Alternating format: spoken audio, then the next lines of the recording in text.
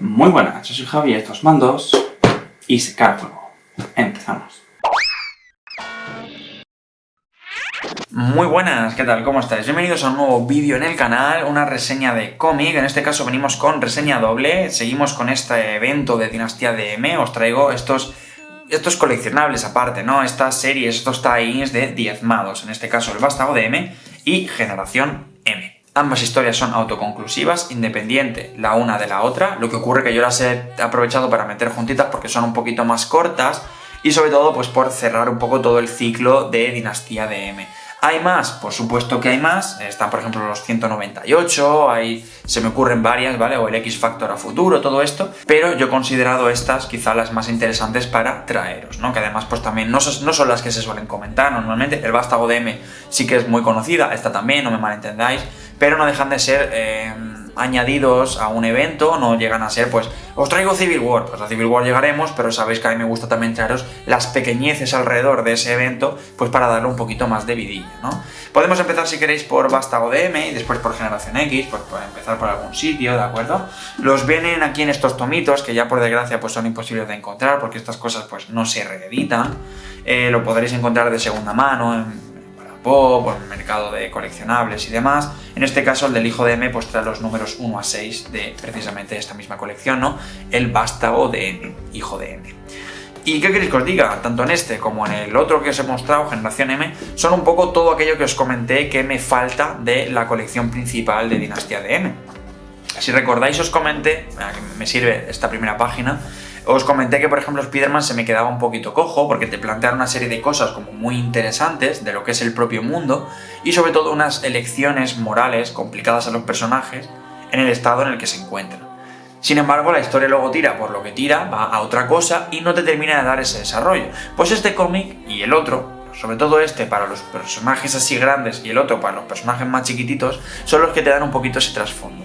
Y os pongo aquí Spider-Man porque aquí sí que se habla de un Spider-Man un poquito traumatizado durante al menos algún tiempo con Mary Jane, ¿de acuerdo? Te habla pues de cómo él no es capaz de dormir, cómo él está recordando constantemente esa segunda vida y de que, por ejemplo, Mary Jane le cuenta un chiste, él no es capaz de reírse porque cuando la mira lo único que es capaz de recordar es tenía una vida perfecta, supuestamente hecha con magia, y no eras tú la persona que estaba. Yo tenía un hijo y no era contigo. ¿Y cómo me voy yo a la cama con eso en la cabeza, no? Y aquí pues vemos a un Spider-Man un poco más enfadado con el mundo, viendo cómo gestiona esa ira, ese nuevo sentimiento que tiene, hasta que se encuentra a Mercurio, que es el protagonista de esta historia, que resulta que también ha perdido sus poderes, ¿vale? Es el protagonista indiscutible. Spider-Man hace una pequeña aparición en el primer tomo, en el primer número de los 6 que tiene, pero ya está, ¿vale? No, lo que pasa es que me venía muy bien para empezar a hablar de Spider-Man porque fue lo que más me llamó la atención del Dinastía de M. El caso es que Mercurio pues ha perdido la velocidad, ¿no? Aquí te hacen pues un comentario acerca de cómo él se siente con esa pérdida de la velocidad, ahora siendo una persona normal, además viniendo de esos orígenes en los que constantemente se le estaba achacando ser insuficiente, constantemente ha crecido en el odio hacia la gente normal, ¿no? Todo esto. Y pues bueno, al final pues va caminando por la calle, sigue caminando como Mercurio, no sabe pelear porque recordemos que sus habilidades venían directamente de sus poderes, no era una persona ducha en el combate ni nada. Y pues va caminando y se encuentra pues que algunos de los mutantes que siguen quedando son bastante maltratados, más todavía por los humanos / nazi que se encuentra por aquí, porque no todos los humanos maltratan mutantes, ¿no? Pero bueno, el caso es que él se encuentra con uno que sí que siguen maltratando. Y esto seguirá pasando en el otro tomo que os comentaré después. El caso es que este señor pues se mete aquí por medio, pues intenta frenarlos, no tiene poderes, así que no puede, aparece Spider-Man y ahí es un poco el choque que tienen los dos personajes, un Spider-Man bastante enfadado con Mercurio, porque es consciente de que él al final fue quien provocó la decisión de la Bruja Escarlata, tanto de erradicar a los mutantes como de alterar la realidad en un primer momento, y Mercurio se intenta suicidar, de hecho, ¿no? Porque dice, ya no me queda nada por lo que vivir, llevas razón, es horrible todo lo que he hecho, no ha servido para nada, pues me tiro desde aquí, desde un puente, ¿no? Y al final, pues aparece esta señora, aparecen aquí los inhumanos que tienen bastante presencia a lo largo del tomo, aparece Cristal con mandíbulas, y pues ven un poco lo que ha pasado, total que se llevan a Mercurio de nuevo, tienen ahí una charla.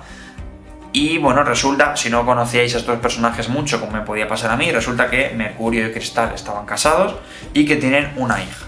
¿vale? Esto va a ser un poco el detonante de todo, porque Mercurio no es un padre modelo, no es una persona tan horrible como podía ser Magneto para con sus hijos, pero desde luego es un padre ausente en el mejor de los casos. Entonces, bueno, el caso es que se va con los Inhumanos, entonces recuerda el tema de las nieblas terrígenas y tal, y el cómic va de cómo él engaña un poco a su hija. No es que la engañe en un mal sentido, porque él realmente sí que quiere a su hija, pero sí que la manipula, porque es una niña, porque la niña quiere a su padre y prácticamente no lo ve nunca, y la manipula para que la niña quiera irse con él y se lleven al perro que los puede teletransportar, después de haber robado las nieblas terrígenas. Las prueba con él en un intento de devolverse a sí mismo los poderes. Poderes que vienen con un pequeño regalito, ¿vale? Porque no le vuelven tal cual, sino que ahora lo que puede hacer es proyectarse a sí mismo en el tiempo, con un consecuente desgaste físico. El caso que, bueno, pues él está chiflado en ese momento, ¿no? Se le va un poco la cabeza, se lo quiere devolver los poderes a sí mismo y al resto de la población mutante que se los ha quitado, y pues roba las nieblas terrígenas, se mete en una especie de busca y captura con los Inhumanos que van detrás de él y sobre todo detrás de la niña, porque recordemos que Crystal forma parte de la familia real de los Inhumanos y todo esto. Entonces, pues tienen ahí una serie de charlas con Rayo Negro y demás, ¿no? De a ver si intervenimos, si no, es que tú quieres intervenir porque es mi hija. Hombre, por supuesto que es mi hija, por eso quiero intervenir, pero es que además tú no estás viendo el peligro que esto tiene detrás. En fin, pitos y flautas, ¿no? Y al final, pues, Mercurio pues descubre sus poderes, sus cosas, y consigue, digamos, con las nieblas terrígenas, intentar ir dándoselas a algunos mutantes, ¿vale? ¿A quiénes? Pues a los Morlocks, a esos mutantes que quedan en Genosha, que están pues destrozados, que ya no han perdido los poderes, lo han perdido todo, eran rechazados antes, vuelven a ser rechazados ahora que ni siquiera tienen mutaciones, entonces no saben muy bien qué hacer y aparece Mercurio ahí para devolverles un poquito la esperanza, pero resulta que las nieblas terrígenas pues no te devuelven los poderes, te los cambian, te los vuelven más agresivos, más inestables, y les acaba salpicando en la cara hasta el punto de que acaban quedando en coma, si no acaban muriendo y demás. Total, que este personaje pues se chifla, ¿no? Mientras tanto tiene ahí una especie de delirio despótico de yo esto lo puedo corregir, yo esto lo puedo corregir, esto lo corrijo yo, tal cual. Mientras los Inhumanos lo persiguen, Magneto ve lo que acaba de ocurrir. Magneto en un momento dado es el que interfiere para proteger a su nieta, ¿vale? Él sin poderes ni nada, de hecho, pues el hecho de no matar a su abuelo delante de su hija es un poquito lo único que lo detiene de matar a Magneto, y pues te mete un poco en este delirio realmente, en este agravante de hasta qué punto están realmente, ya no solo Mercurio, que por supuesto se siente directamente responsable, porque lo es, sino hasta qué punto los mutantes han dejado atrás su identidad y se sienten perdidos, y hasta qué punto son capaces de llegar en un intento de recuperar esa identidad que han perdido, ¿no? Por su propia culpa. De hecho, Magneto se siente bastante responsable por no haberlo sabido venir, no haberlo sabido ver venir. Incluso culpa más todavía a su hijo, si cabe, porque la realidad es que en este momento tiene la culpa a Mercurio, pero ya sabemos cómo es Magneto con sus hijos, ¿no? Y un poquito la historia gira en torno a esto. La realidad. Es un buen tomo porque te da más profundidad acerca de Mercurio, que teniendo la trascendencia en sus actos que tuvo durante el evento principal, pues ver un poquito en qué queda todo, pues está guay. Te da también ciertas pistas de cómo se ha quedado el universo mutante. No aparecen los X-Men en ningún momento, que yo recuerde ahora mismo, pero sí que el mundo mutante está muy presente, sobre todo pues con eso, con esos Morlocks, con esa Genosha destruida, con ese pesar que se respira en el aire, ¿no? Incluso te meten a los Inhumanos, que son un poco esos primos diferentes de los mutantes, a nivel ya editorial incluso, ¿no? Más allá de la propia historia interna del cómic, te quiero decir, que si no los conocéis mucho, como es mi caso, yo no soy un gran conocedor de los Inhumanos, pues os viene bien para leer algo de ellos. No es, creo, lo mejor que tienen de ellos, o a lo mejor sí, tampoco, hasta donde sé tampoco tienen grandes colecciones. Yo he leído un par de cosas suyas y están bien, pero tampoco son unos personajes que me chifren, y esto os diré que como está ahí entremezclado con más cositas y con una trama que medio me llama la atención, no sé si es lo mejor, pero para mí desde luego es casi de lo que más me ha interesado, la realidad. Pero bueno, es un tomo complementario, como digo, para nada indispensable, no por nada viene aparte, ¿no? Pero sí que os va a dar bastante trasfondo de cómo viven los mutantes pues estos nuevos momentos, ya digo, despojados de su identidad. Y el segundo tomo, pues aunque es a un nivel menor que este que os comento, también va un poquito de lo mismo, ¿vale? Ya nos plantea, ¿recordáis aquellos tomos de Pulse, ¿vale? Que finalmente pues desaparecieron y tal, y pues veíamos ya un equipo creativo, ¿de acuerdo? que se iba a ir ocupando de lo siguiente, que iba a ser The Purge, que al final no fue The Purge, sino que fue Frontline. Pues aquí vemos un poquito ese comienzo de la Frontline. Uno de los personajes, ¿de acuerdo?, que será esta Sally Floyd, ¿de acuerdo?, pues hace su acto de aparición en el universo Marvel aquí, en este tomito, ¿vale?, que contiene pues todos estos números de generación M, ¿de acuerdo?, generación pues Magneto, ¿no?, generación dinastía de M de Magnus, generación Magnus, M de mutante, pues ya sabéis cómo va esto, ¿no?, de los nombrecitos. Y pues te van contando cómo esta periodista, ¿de acuerdo?, que pues no te sirve un poquito también para presentarte este personaje que luego irá teniendo más trascendencia y tiene sus propias debacles personales, con una hija que murió, es una señora alcohólica, una señora que no está haciendo por vivir, porque no le queda nada por lo que vivir realmente, más allá de ser una periodista y un intento de mantener viva esa monotonía, no sabe muy bien por qué realmente, ¿no? El caso es que pues ella es una periodista que va de aquí para allá, es de estas que no las quieren en ningún sitio, porque pues a donde va un poco está molestando, ¿no? Y pues empieza a toparse con estas historias de mutantes y empieza a contar las historias de estos mutantes que han perdido su identidad. Te hacen un poquito, pues aquí veíais, ¿no?, este mutante que perdió sus poderes, no su forma física, porque esto funciona así, los mutantes perdían sus habilidades genéticas de adaptarse a su forma física o de generar pues los poderes que tuvieran, pero si tenían X forma, la tenían. De hecho, este le pilló volando y cayó y se murió. Este otro que te cuentan por aquí era una especie de anfibio pez humanoide y sus branquias desaparecieron y murió asfixiado a no sé cuántos metros de profundidad. Te cuentan varias historias así. De hecho, una cosa muy interesante que tiene el cómic a lo largo de todo ello es que entre capítulos vamos viendo diferentes historias reales que tú puedes leer el artículo, historias reales de todo el universo, ¿no? Puedes leer el artículo completo de la historia que ella escribe en relación al mutante y luego incluso, pues a lo largo de la historia te van relatando las entrevistas que lleva haciendo con esos mutantes que lo han perdido todo. No son tan glamurosos como ni siquiera Mercurio, pero ya no os diré como una Patrulla X, sino pues a lo mejor es una señora, una prostituta que no envejecía y que tenía poder de feromonas y que no había conseguido ganarse la vida de ninguna manera, pero que a través de las feromonas conseguía mantener a sus clientes, vamos a decir, a falta de un término más realista, a raya, pues ahora no lo podía hacer porque no tenía ese poder. Entonces sufría todo tipo de maltrato porque ahora esa gente ya no iba a verla. Los que iban a verlos eran los más perversos fetichistas de mutantes que buscan pues hacer daño y un maltrato muy abusivo, ¿no? Entonces, claro, pues esa es una de las historias que te cuenta. Otro te cuenta pues un personaje, por ejemplo, que se le daba muy bien tener cierta motricidad y ciertas cosas. Ahí descubrieron, él quería jugar a baloncesto, descubrieron que tenía una mutación y lo vetaron del baloncesto. Sin embargo, ahora perdió esa mutación y ha vuelto a poder jugar al baloncesto. Ha descubierto que es muy malo jugando, pero por lo menos tiene ese sueño vivo de nuevo de poder jugar en una liga profesional o a un nivel más bajo, pero sí que por lo menos puede recuperar esa idea que tenía, ¿no? Estos son los artículos que os comentaba, ¿no? Y este en concreto es el de la prostituta, aquí con la entrevista que tiene con ella y tal. Y bueno, pues te va contando esta serie de historias mientras va profundizando más en los propios traumas y dramas de Sally y, por supuesto, en todo su contexto, ¿no? Y lo importante de esta historia, que es lo que lo va guiando más allá de todo esto, es que pues hay por ahí cierto senador o cierto señor que se quiere presentar a la alcaldía y tal, no recordará muy bien si era senador o se quiere presentar a la alcaldía. El caso es que es un político, Sykes se llama, que es muy contrario a los mutantes. De hecho, aquí ya pues te va asentando ciertas ideas de hay que empezar a registrar a los mutantes, hay que hacer un registro de toda la población superpoderosa, porque mira, esto que ha pasado ahora desaparecen, ahora no, ahora qué está pasando con esto.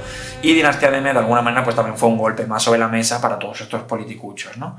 El caso es que paralelamente a todas estas discusiones, sus propios traumas, sus noticias y tal, aparece un asesino de mutantes, ¿de acuerdo? Parece que un señor que va matando mutantes y le escribe a ella. Y al final esto no deja de ser una especie de cómic al estilo Seven. O sea, es un asesino que quiere que lo busquen, en el fondo, como todos los asesinos, quiere atención y le va escribiendo a la periodista con fotos, relatos, historias de las personas a las que va asesinando. Y un poco la va acechando incluso a ella, ¿no? Y el cómic se resuelve en esto. Al final es una periodista buscando historias de los mutantes que contar, que al final se descubre que el motivo por el que debe de vivir no es solo por la memoria de su hija, de honrarla continuando con su vida, sino de darle voz a todas esas personas que la han perdido. Empieza por algún sitio que es por estos mutantes, ¿no? Y bueno, por supuesto la trama del asesino pues se acaba resolviendo. En este tomo sí que hay alguna aparición más de la Patrulla X. aparecen Júbilo, aparece Ángel, aparecen ciertos personajes como consultores, de ella intentando pedirles entrevistas y cosas y tal. Por ejemplo, esta es la historia de un manicomio en el que solo aparece la Mole, por ejemplo. Este sí que os lo quiero enseñar, porque la Mole ha perdido sus poderes, pero no ha perdido toda la piel que tenía a su alrededor. Entonces, aquí lo vemos un señor maltrecho, muy pellejoso, vamos a decir, ¿no? Que ha perdido los poderes, que le daban esa inmunidad, pero no ha perdido todo el peso que tenía. Entonces es un señor con obesidad mórbida, que pues tiene a punto de tener que operarle del corazón, que tiene un montón de colesterol, que tiene unos problemas físicos y de salud brutales, porque su cuerpo no es capaz de resistirse a eso que tiene encima, ¿no? Y pues te va hablando de cositas de estas mientras va resolviendo cosas. Venía a comentar que este es el que le da la pista de un manicomio, en el que ya no quedan gente con superpoderes y lo que quedan son la purria. Un señor que a lo mejor era capaz de mover tenedores en la mesa, pero solo eso. Un señor que era capaz de levitar 5 centímetros del suelo, pero nada más. Entonces, son gente que antes era la última escalón de la cadena alimenticia, por así decirlo, pero que ahora, al no quedar nadie que le haga frente a eso, pues en el país de los ciegos el tuerto es el rey, ¿no? Al final. Y es un poquito lo que te viene a contar. Y eso va desarrollando cositas, va tocando más palos y va dando hiladas, ¿no? Puntadas, mejor dicho, de cómo se siente la gente, cómo se sienten los propios mutantes ante esto que acaba de ocurrir, la desesperación de la Patrulla X, que aunque no llegan a aparecer, sí que aparecen, pero no son protagonistas en la historia, pero sí que están de acá para allá viendo cómo puñetas resuelven el problema este que tienen encima, si es que hay solución siquiera, ¿no? Y el cómic va un poquito de esto, por eso digo que yo los quería traer, porque estos dos sí que me parece, mira aquí, pequeño spoiler al final, sí que me parece que merece la pena traerlos, porque igual que por ejemplo os digo, cuando reseñamos aquí el especial de Capitán América, de la Dinastía de M, me pareció una curiosidad sin más. Pues está guay ver que hizo el Capitán América durante Dinastía de M y tal, y todo lo que es a profundizar, pues está chulo, pero no te aporta nada realmente. Ves, pues mira, este personaje compraba el pan y luego se hacía una pizza por las noches, pues está guay.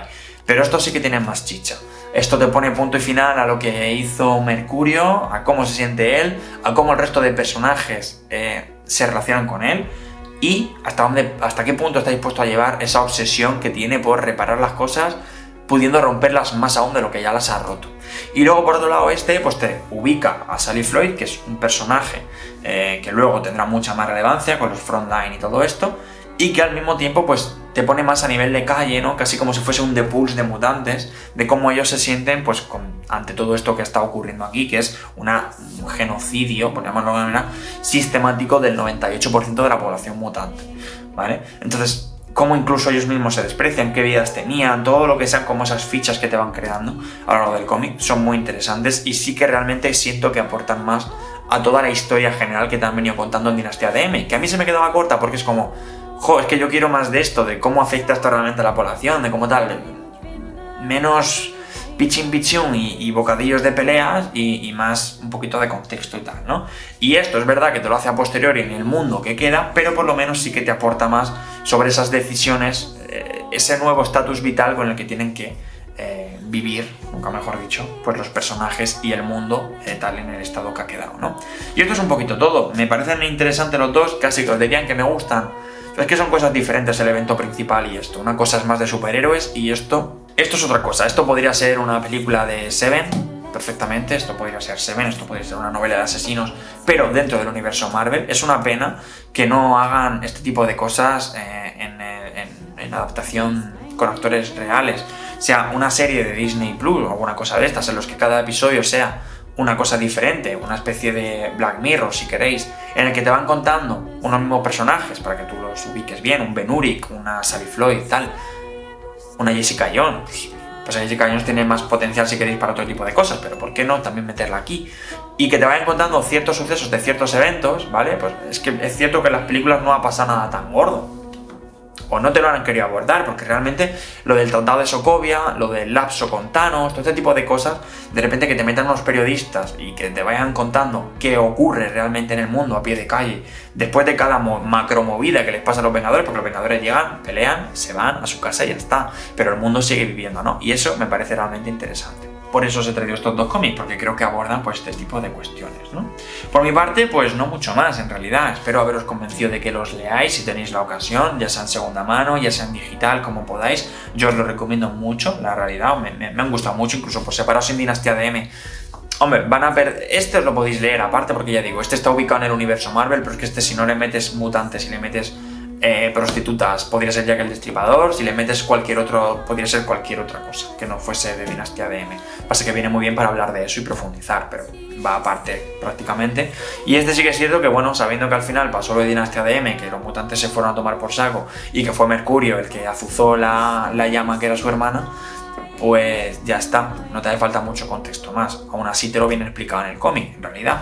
Pero, ya digo, aportan bastante riqueza y, al margen de que aporten riqueza, no son lo suficientemente interesantes como para leerlos per se, sin tener por qué leer pues, más allá. No son voy a leer esto para entender algo, sino voy a leerlo para disfrutarlo, porque es muy disfrutable, por eso os lo traigo. Si fuese tal, pues no os lo traería, igual que no os he traído otras, pero al mismo tiempo aporta. Y ya está, espero que os haya gustado el vídeo, gracias como siempre por dedicarme un ratillo de vuestro tiempo y nos vemos en el próximo vídeo, la próxima reseña o el próximo lo que sea. Un saludo, chao.